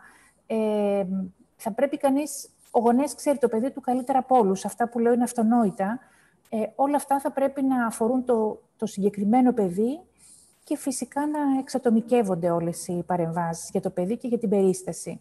Αν δηλαδή το κάνει αυτό μία φορά ένα παιδί που κατά τα άλλα δεν το κάνει, θα πρέπει να βρούμε γιατί το έκανε. Ακριβώς, κάθε παιδί είναι ξεχωριστό. Εδώ δίνουμε απλά κάποιες γενικές οδηγίες. Από εκεί και πέρα ο γονιός ξέρει το παιδί του καλύτερα.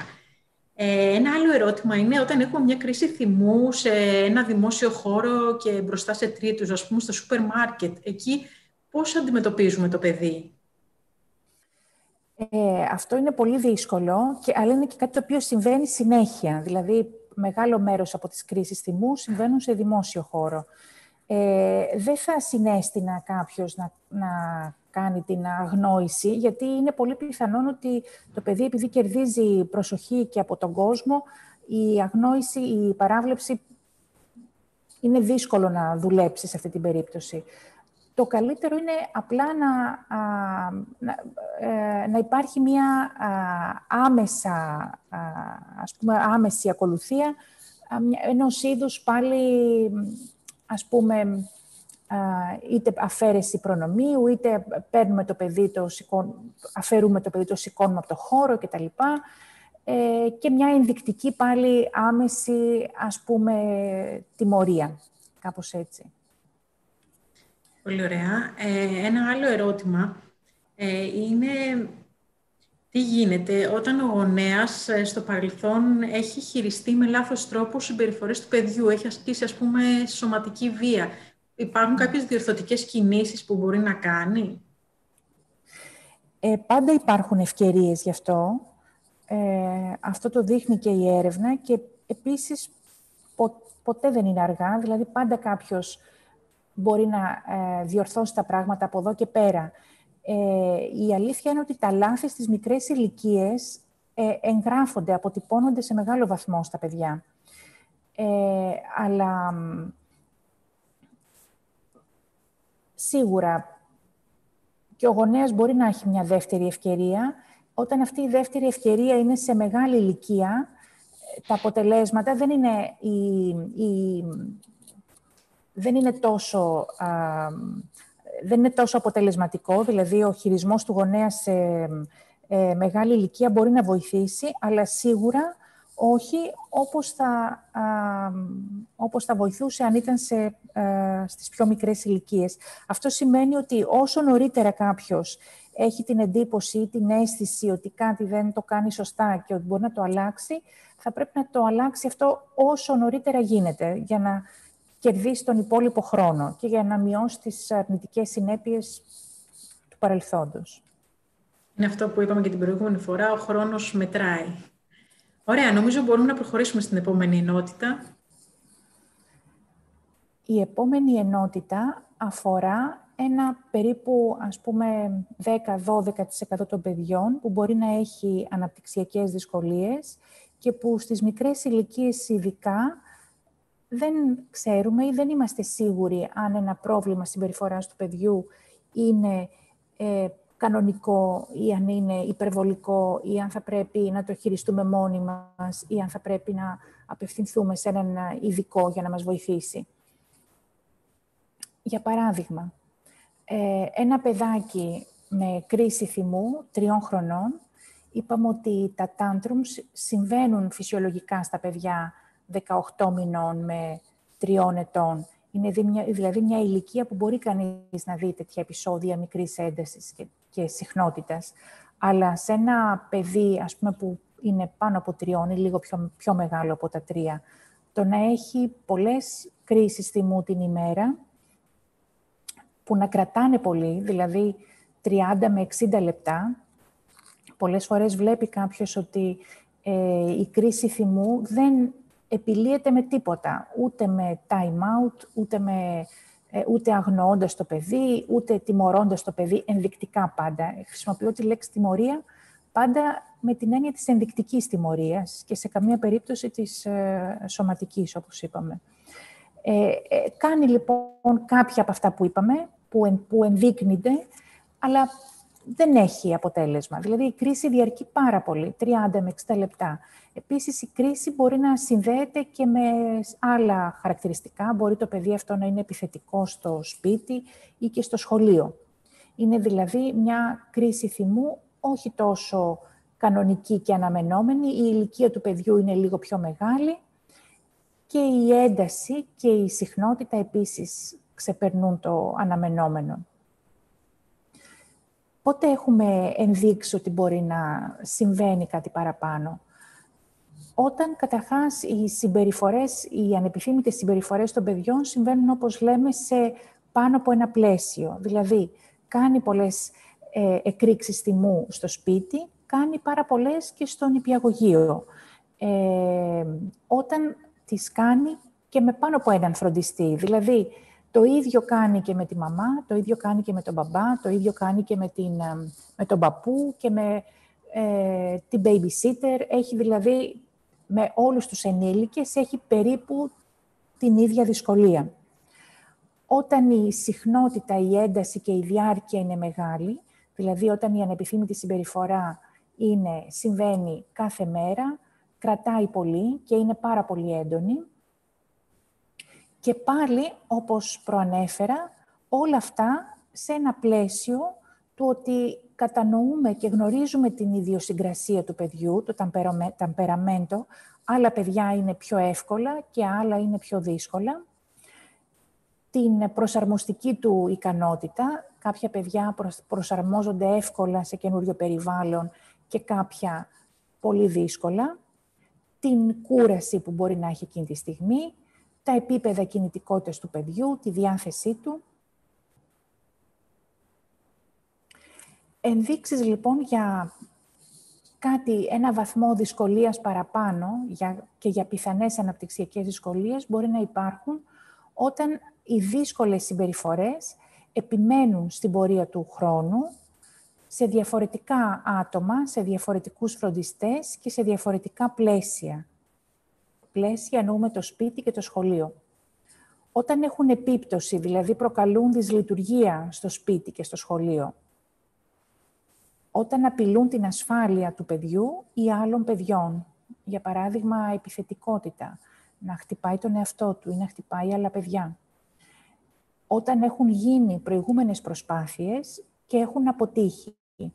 Εδώ όμως είναι σημαντικό να ξέρουμε αν οι προηγούμενες προσπάθειες έχουν εφαρμοστεί σωστά. Δηλαδή, μπορεί απλά ο γονέας να μην έχει μέχρι τώρα χειριστεί αποτελεσματικά τις κρίσεις ή μπορεί να έχει προσπαθήσει να κάνει κάποια από αυτά, αλλά να μην τα κάνει πάντα, να μην υπάρχει συνέπεια, να μην τα κάνει σωστά ή να μην έχει καταλάβει ακριβώς πώς μπορεί να αλλάξει τη συμπεριφορά του παιδιού. Ή όταν υπάρχουν σύνθετες καταστάσεις οικογενειακές που προκαλούν στρες. Συχνά αναρωτιέται κανείς αν τα επίπεδα κινητικότητας που έχει το παιδί του είναι φυσιολογικά, δηλαδή το να φεύγει από το χέρι, να μην κάθεται με τους γονείς σε ένα τραπέζι, να μην μπορεί να περιμένει λίγο σε μια σειρά, σε μια ουρά, για παράδειγμα, με άλλα παιδιά. Και πολύ συχνά ένας γονέας αναρωτιέται αν ο βαθμός υπερκινητικότητας, ο βαθμός κινητικότητας μάλλον, είναι στα αναπτυξιακά πλαίσια ή αν είναι περισσότερο από αυτό που θα περίμενε κανείς για την ηλικία του παιδιού. Τα παιδιά γενικά με δυσκολίες, όπως είναι τα παιδιά που αναφέρω ενδεικτικά την ΔΕΠΗ, τη διαταραχή ελλειμματικής προσοχής υπερκινητικότητας, που είναι και η πιο συχνή, αφορά δηλαδή περίπου το 8% του πληθυσμού, και συνδέεται με προβλήματα συμπεριφοράς και κρίξης θυμού και δυσκολίες γενικά στη διαχείριση της συμπεριφοράς στις μικρές ηλικίες. Τα μικρά νήπια, για παράδειγμα με ΔΕΠΗ, μπορεί να διαγείρονται πιο εύκολα και να καθυστερούν να επανέλθουν. Κάνουν δηλαδή κρίσεις, αλλά πιο εύκολα μπορεί να μπαίνουν σε κρίση και πιο δύσκολα μπορεί να βγαίνουν από την κρίση θυμού. Συχνά είναι πολύ δύσκολο ή αδύνατο να ελεγχθούν από τους γονείς. Μπορεί να κλαίνε, να κραυγάζουν ή να χτυπάνε πιο πολύ από τα άλλα παιδιά. Μπορεί να μην μπορούν να μείνουν καθόλου χωρίς επίβλεψη, να έχουν πιο πολλά ατυχήματα ή πτώσεις, να καταστρέφουν πιο πολύ παιχνίδια, να τρέχουν στον δρόμο πιο εύκολα. Και ο παιδικός σταθμός εκεί είναι ένα πλαίσιο που δίνει περισσότερες ευκαιρίες για παρατήρηση, πιο πολλές ευκαιρίες για να δει κανείς τις δυνατότητες του παιδιού, όπως είναι και η συνεργασία με άλλα παιδιά, η ενσωμάτωση στις ομάδες και γενικά είναι ένα καλό μέρος, όχι μόνο γιατί δίνει ευκαιρίες για παρατήρηση, αλλά και γιατί μπορεί να προσφέρει και είναι και μια κατάλληλη παρέμβαση σε πολλές περιπτώσεις. Έχει δηλαδή δρά θετικά στις περισσότερες φορές των παιδιών με θέματα, με δυσκολίες συμπεριφοράς στις μικρές ηλικίες. Τώρα, σκεφτόμαστε για ένα μικρό νήπιο ότι μπορεί να είναι κάτι παραπάνω από ένα τυπικό πρόβλημα συμπεριφοράς από αυτά που έχουν όλα τα παιδιά. Αν είναι ένα προωράκι, ειδικά ένα μικρό πρόωρο, αν υπάρχει κάποιο χρόνιο πρόβλημα ή κατάσταση υγείας, αυτό του δίνει πιο πολλές πιθανότητες να έχει κάποιο νευροαναπτυξιακό πρόβλημα. Επίσης, αν βλέπει κανείς ότι το μικρό παιδάκι έχει, εκτός από τα θέματα συμπεριφοράς, έχει δυσκολίες και σε άλλους τομείς, δηλαδή δυσκολίες στην καθυστέρηση στη γλώσσα, δυσκολίες στην ομιλία, στην επικοινωνία, στις κινητικές δεξιότητες, στην κοινωνικότητα ή είναι πιο ανώριμο συνολικά, τότε επίσης είναι πιο πιθανό να είναι κάτι παραπάνω από ένα απλό πρόβλημα συμπεριφοράς, από αυτά που βλέπουμε στα παιδιά έτσι κι αλλιώς. Η κοινωνικότητα επίσης είναι μια σημαντική παράμετρος. Μπορεί κανείς να διαπιστώσει δυσκολίες προσαρμογής στον παιδικό σταθμό, δυσκολία στο αμοιβαίο παιχνίδι, το οποίο να σημειώσω ότι τα παιδιά αρχίζουν και παίζουν αμοιβαία περίπου μετά τα 3, οπότε δεν περιμένουμε από ένα πολύ μικρό νήπιο να κάνει αμοιβαίο παιχνίδι με ένα παιδί της ηλικίας του, αλλά μετά τα 3 μπορεί κανείς να δει ότι το παιδί έχει δυσκολία να παίξει ένα αμοιβαίο παιχνίδι με ένα άλλο παιδί. Επίσης, μπορεί κανείς να παρατηρήσει ή να του υποθεί από τον παιδικό σταθμό ότι το παιδί έχει την τάση να απομονώνεται, να μην συμμετέχει στις ομαδικές δραστηριότητες και να ασχολείται με δικά του πράγματα. Αυτά επίσης αφορούν δυσκολίες στον κοινωνικό τομέα, που επίσης σε συνδυασμό και με προβλήματα συμπεριφοράς, σίγουρα βάζουν ένα παιδί αυξάνουν τις πιθανότητες σε ένα παιδί να έχει κάτι παραπάνω από ένα απλό πρόβλημα συμπεριφοράς της προσχολικής ηλικίας. Και να αναφέρω τώρα 2 κοινά προβλήματα που αφορούν βρέφη και μικρά παιδιά. Ένα από αυτά τα κοινά προβλήματα είναι, ας πούμε, για τα βρέφη, είναι το κλάμα του βρέφους και η κολική στους οποίους πολλές φορές αποδίδεται. Ο χρόνος που κλαίνε τα βρέφη φυσιολογικά, προοδευτικά αυξάνει στις 2,5 ώρες την ημέρα, δηλαδή ένα βρέφος μπορεί να κλαίει 2,5 ώρες την ημέρα γύρω στο 2ο μήνα της ζωής του και στη συνέχεια ελαττώνεται. Το έντονο, λέμε ότι το κλάμα είναι ύποπτο για κολικούς ή μιλάμε για έντονο, παρατεταμένο ή απαρηγόρητο κλάμα, σε υγιή βρέφη πάντα, όταν αυτό συμβαίνει πάνω από 3 ώρες τη μέρα και για πάνω από 3 μέρες τη βδομάδα. Η κολική είναι μια διάγνωση εξ αποκλεισμού στην πραγματικότητα, που συνδέεται με το έντονο και απαρηγόρητο κλάμα, ανήκει σε αυτά που λέμε τα προβλήματα συμπεριφοράς, σε εισαγωγικά να πω τη λέξη αυτή, για αυτή την ηλικία, και θα πρέπει να αποκλειστεί πάντα ότι δεν υπάρχει κάποιο άλλο πρόβλημα, δηλαδή κάποια λίμωξη, εγκολεασμός ή κάποια παθολογική κατάσταση στο βρέφος. Αυτό συνδέεται αρκετά με το ταμπεραμέντο, με την ιδιοσυγκρασία του βρέφους και ακόμα και αν κανείς το πάρει αγκαλιά ή το κουνήσει ή οτιδήποτε άλλο, μπορεί λόγω ακριβώς αυτής της ιδιοσυγκρασιακής δυσκολίας μπορεί να αργεί να ανταποκριθεί. Εδώ δεν κάνουμε κάτι ιδιαίτερο σε αυτό, αν είμαστε σίγουροι ότι είναι υπερβολικό κλάμα ή κολική και είμαστε σίγουροι ότι δεν υπάρχει κάποιο παθολογικό πρόβλημα, όπως μια λίμωξη, για παράδειγμα, μια ουρολίμωξη ή κάτι άλλο,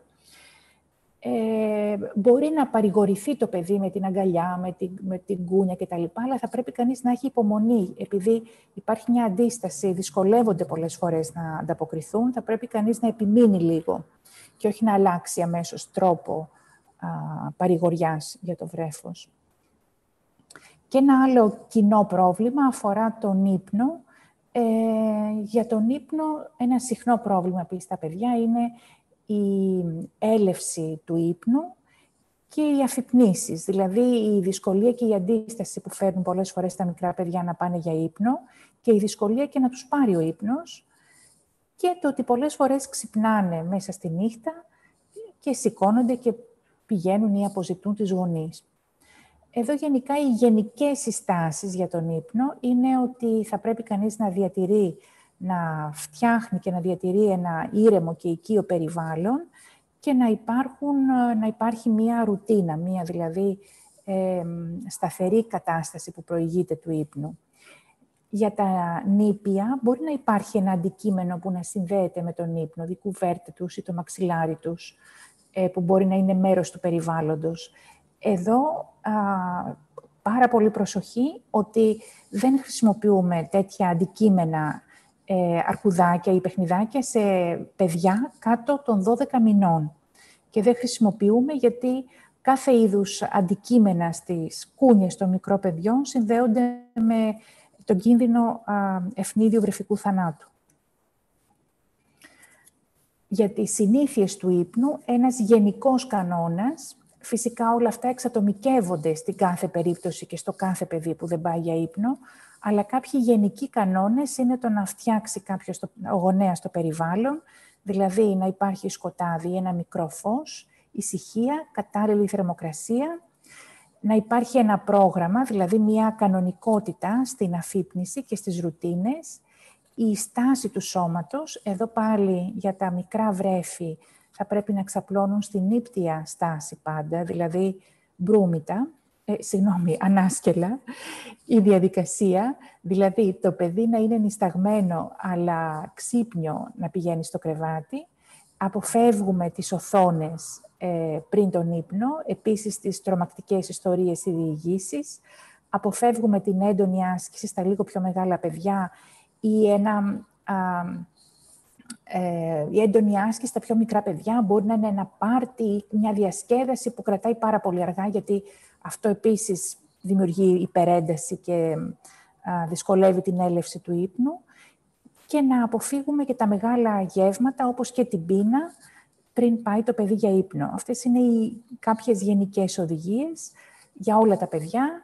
Όπως είπα και πριν, για περισσότερο ή λιγότερο εξατομικεύονται για το κάθε παιδί ανάλογα με τους ιδιοσυγκρασιακούς παράγοντες και με την οικογένεια.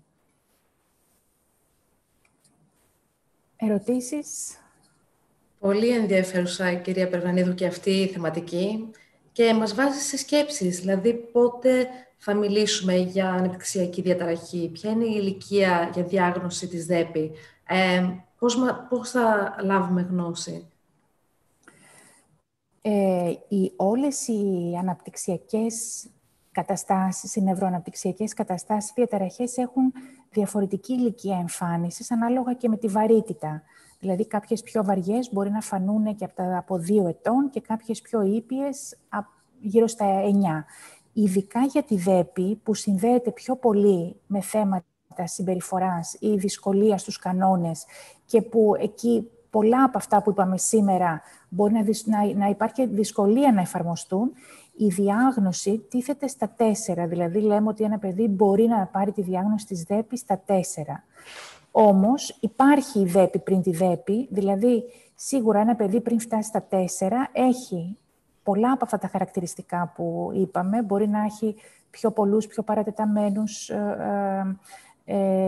παρατεταμένες κρίσεις θυμού, μεγαλύτερη κινητικότητα, μεγαλύτερη παρορμητικότητα και γενικά μπορεί όλα αυτά τα χαρακτηριστικά να τα δει κανείς πριν να μπορεί να πάρει ένα παιδί τη διάγνωση.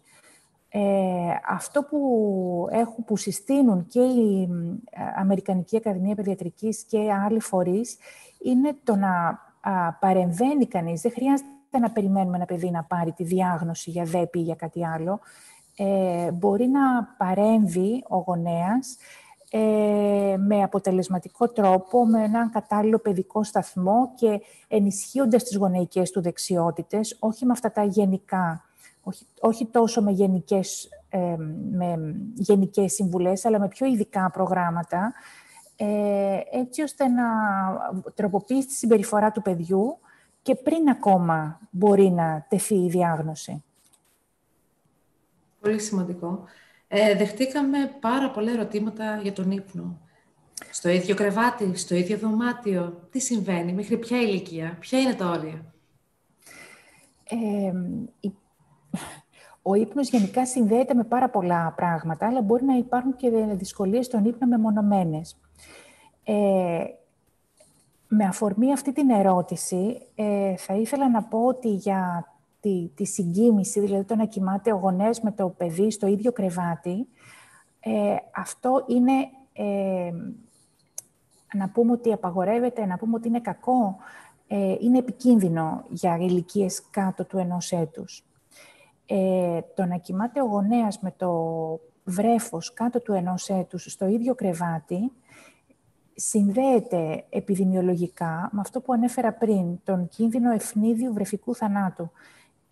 Συστήνεται τα παιδιά να είναι στο ίδιο δωμάτιο με τους γονείς, αλλά να είναι σε διαφορετικό κρεβατάκι, στρώμα ή στην κούνια τους ή κάπου αλλού. Δηλαδή να είναι το παιδί δίπλα, μπορεί να είναι δίπλα στο γονέα, ακριβώς δίπλα του, αλλά σε ανεξάρτητο, ας πούμε, κρεβατάκι ή κούνια ή οτιδήποτε. Και ας είναι και ακριβώς δίπλα. Τώρα, οι μηχανισμοί είναι υποθέσεις. Μπορεί ένα παιδί μικρό σε ένα μεγάλο κρεβάτι να πάθει ασφυξία, μπορεί να πέσει ο μεγάλος πάνω του. Όλα αυτά γι' αυτά δεν είμαστε σίγουροι ότι είναι οι μηχανισμοί, αλλά υποθέτουμε. Και γενικά δεν συστήνουμε να κοιμούνται τα μικρά παιδιά, κάτω του έτους, διευκρινίζω, στο ίδιο κρεβάτι. Αυτό όμως είναι κάτι που συμβαίνει, άσχετα με το τι συστήνουμε ή δεν συστήνουμε. Στην περίπτωση που συμβαίνει, θα πρέπει ο γονιός, αν ας πούμε συμβεί, αν αποκοιμηθεί για παράδειγμα με ένα παιδί μικρής ηλικίας, θα πρέπει στη συνέχεια να το βάλει πίσω στη θέση του, να το βάλει πίσω στο μικρό στο κουνάκι, στο κρεβατάκι που έχει δίπλα του. Για τα μεγαλύτερα παιδιά τώρα, δηλαδή για τα μικρά νήπια, δεν υπάρχει αυτό το θέμα, αλλά μετά αρχίζουν και μπαίνουν, από το έτος και μετά μπαίνουν όλα αυτά τα θέματα ανεξαρτησίας, χειρισμού, ορίων. Καλό είναι τα παιδιά να κοιμούνται σε ξεχωριστό κρεβάτι με τους γονείς και στις πιο μεγάλες ηλικίες, όχι μόνο για λόγους ασφάλειας στις μικρές. Και ξέρουμε βέβαια στην πράξη ότι πολλές φορές οι γονείς είναι κουρασμένοι, το παιδί έρχεται στο κρεβάτι, το καταλαβαίνουν ή δεν το καταλαβαίνουν, ενώ το λίγο πιο μεγάλος, με το τρίχρονο, ή κάνουν ότι δεν το καταλαβαίνουν. Κάποια πράγματα απλά συμβαίνουν. Ας μην πούμε ότι είναι καταστροφικά. Καλό είναι να μπαίνουν όρια, καλό είναι ο καθένας να έχει το χώρο του, ο καθένας να έχει το δικό του κρεβάτι. Από εκεί και πέρα, δεν μπορεί κανείς να κλείσει τα μάτια και να πει ότι αυτό δεν είναι σωστό, δεν πρέπει να γίνεται και δεν γίνεται. Κάποιες φορές απλά συμβαίνει. Μεγαλώνοντας πάντως, συνήθως αυτές οι επισκέψεις μειώνονται. Το ιδανικό πάντως είναι να πάρεις το παιδί και να το επαναφέρεις στο δωμάτιό του. Άρα όλοι οι γονείς πρέπει να εξισορροπήσουν μέσα τους το σωστό και το συναίσθημά τους. Σωστά. Το συναίσθημα και την κούρασή τους πολλές φορές. Πάντως όλα τα ερωτήματα καταλήγουν στο ίδιο ζήτημα, ότι όλοι που παρακολουθούν το σημερινό webinar θέλουν να γίνουν καλύτεροι γονείς. Και κλείνοντας, θα ήθελα να αναφέρω κάποια τα ερωτήματα τα οποία δεχτήκαμε, τα οποία δεν είναι απαραίτητο να απαντηθούν τώρα, αλλά ως τροφή για σκέψη. Ζητάει ο κόσμος βιβλιογραφία, βιβλιογραφικές αναφορές. Άλλοι ρωτάνε, παρόλο που διαβάζω, θα μπορέσω να υπερβώ τον εαυτό μου, να γίνω καλύτερος γονέας, ή θα κυριαρχήσει η εμπειρία που έχω από τους δικούς μου γονείς. Όλοι δηλαδή βλέπουμε ότι μοιράζονται την ίδια κοινή ανησυχία, στο πώς είναι καλύτεροι γονείς. Η αλήθεια είναι ότι τέτοιου είδους συναντήσεις απλά βοηθούν πιο πολύ στο να ευαισθητοποιηθεί ο καθένας. Ούτε ακριβώς μπορεί να συζητηθεί το κάθε παιδί ξεχωριστά και ο κάθε γονέας ξεχωριστά. Επίσης, καταλαβαίνω και καταλαβαίνουν όλοι ότι πάρα πολλά από αυτά είναι πολύ δύσκολο να εφαρμοστούν. Είναι πολύ δύσκολο, πολλές φορές οι γονείς είναι κουρασμένοι, πολλές φορές μπορεί να ξεπερνάει αυτό το οποίο έχουν μάθει από παιδιά, αυτό το οποίο πρέπει να κάνουν.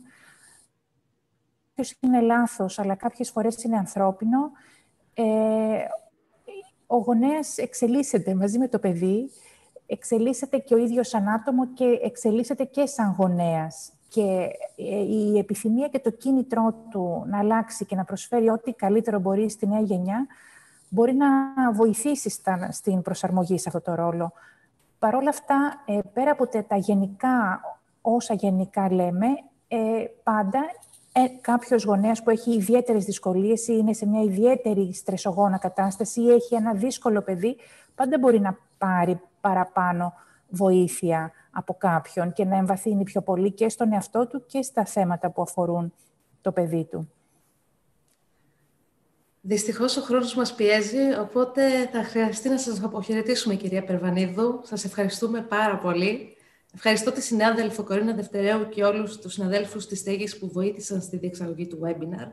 Εγγραφείτε στο κανάλι μας στο YouTube για να ενημερώνεστε για το υλικό που ανεβάζουμε, παραστάσεις, συζητήσεις, αλλά και τα βίντεο των webinar που θα ανέβουν σύντομα. Και ανανεώνουμε το ραντεβού μας για την επόμενη Τετάρτη, 9/12 στις 5:30, με θεματική γονείς εν μέσω πανδημίας. Χαιρετούμε. Γεια σας. Γεια σας.